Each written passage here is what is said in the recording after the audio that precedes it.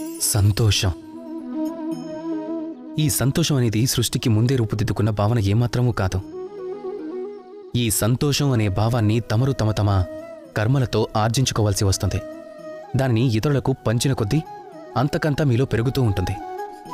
అంటే అర్థం, ఎదుటివారికి ఎంత సంతోషం మన ద్వారా లభిస్తుందో అంతే సంతోషం తిరిగి మనల్ని వెతుక్కుంటూ వస్తుంది.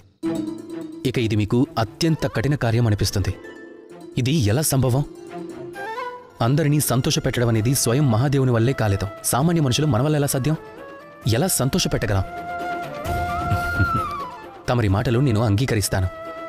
అందరినీ సంతోషపెట్టడం సాధ్యం కాదనేది 100% సత్యం. కానీ మనం ప్రయత్నం చేయొచ్చు కదా. సంతోషం ఇవ్వకపోయినా ఎవరినీ బాధ పెట్టకండి. ఇది మన చేతుల్లోని పనే కదా. మనం దుఃఖాన్ని ఎంత తగ్గిస్తామో సుఖం అంతే పెరుగుతుంది.